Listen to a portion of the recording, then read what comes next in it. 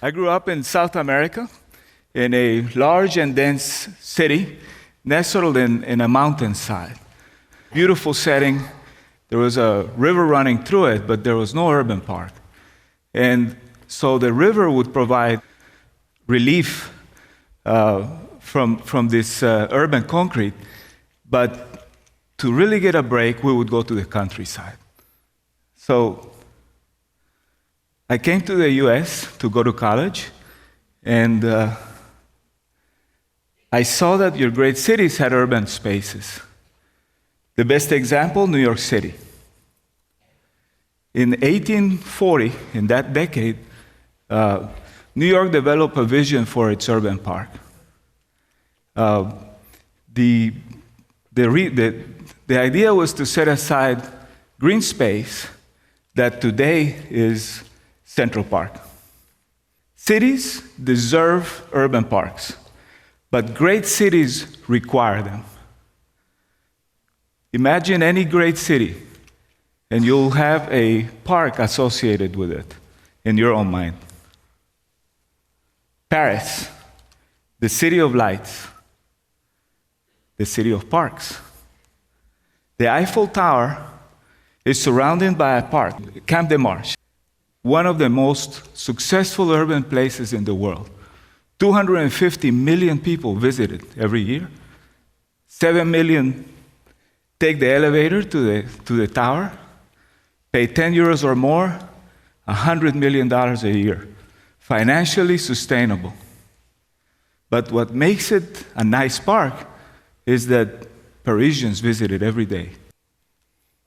Las Ramblas in Barcelona, Spain, an urban linear park, unique in the world. What makes it successful is the activation on the edge.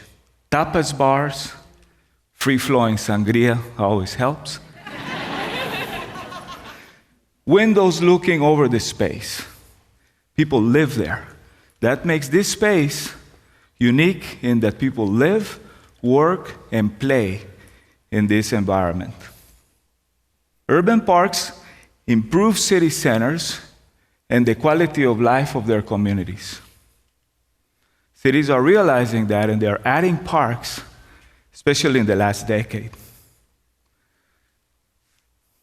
There's a parking lot, a picture of a parking lot, taken a decade ago. Today, Millenium Park. Amphitheater, fabulous restaurant, ice skating ring in the winter, a great iconic sculpture.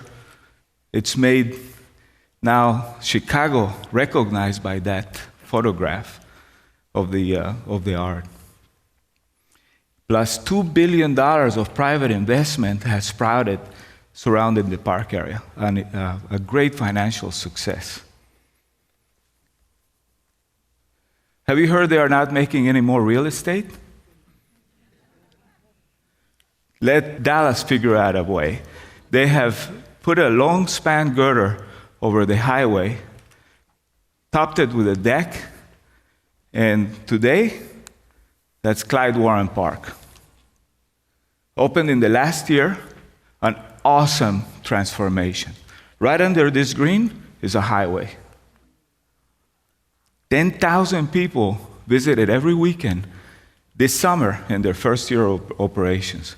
A huge financial success, and a success as a community addition.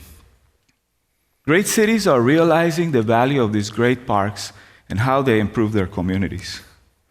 My adopted city has that opportunity today. In 1968, San Antonio hosted the World Fair, Hemisphere. What do we do to that space to make it an asset for our city that improves the entire community? An awesome park requires a vision and commitment from the city leadership. Luckily, we have Mayor Julian Castro. You have to have a detailed master plan, schedule, and funding commitment. Architects are fond of saying form follows function, In my world, form follows funding. If you surround the park with a vibrant neighborhood, the locals will come. At Hemisphere, we have 24 historic buildings. Some of them are abandoned. We must bring unique uses to these structures.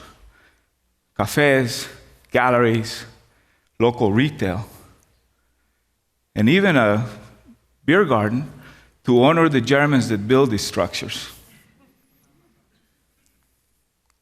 A park must become a hub for art and activity that are unique to the culture of the locale. Culture is important because it expresses our DNA. We'll have a play escape at Hemisphere. It will be designed for pre-K to gray, for the very young and the young at heart, so that I can play chess, oversized chess, bocce ball, and ping pong, while children around us are climbing and running, tumbling, and digging in the sand. If you design for educational and cultural and fun activities, the locals will come. Hemisphere will connect pedestrians, vehicular circulation, bicyclists, and even the streetcar in all directions. The La Villita is across the street. The Riverwalk is steps away. The Alamo is 2 blocks away. And the Alamo is one of 5 historic missions, unique in the US. Rent a bike at Hemisphere and visit them all. Parks should also incorporate beautiful pedestrian pathways. This is where we stroll and sit, and my favorite, people watch. Streets surrounding the park should be of the character of the green space. Streets like South Alamo will be converted to park streets. Literally, the tree canopy of the park will cross the street. And those that use the right-of-way will live harmoniously. Because we're in San Antonio and we are known for party, these local access roads can be converted to spaces where we can also dance on the street.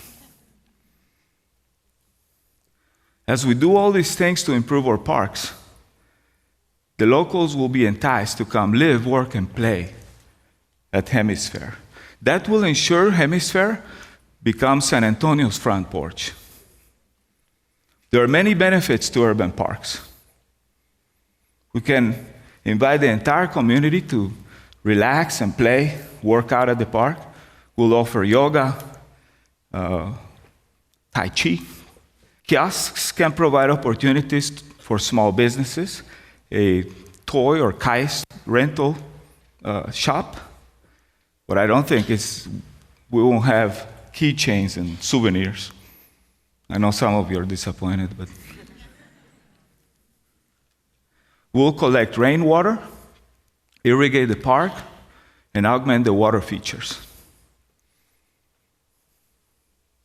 There are very few places that provide the sense of community and pride that parks bring to a community. At Hemisphere, we have the Magic Theater and other cultural institutions.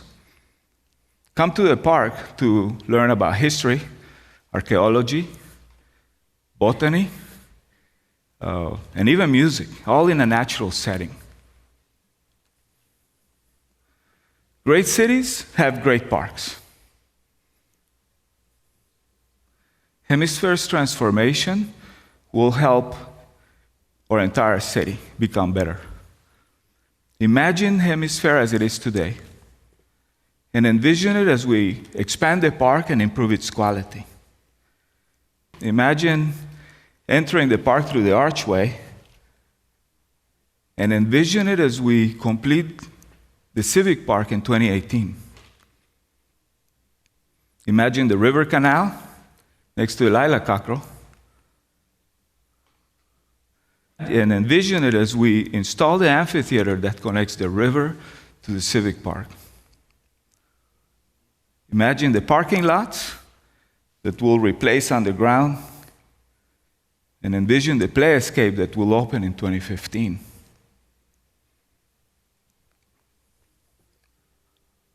Become involved in the transformation of Hemisphere, or the park of your choice, and have a hand in making our city great.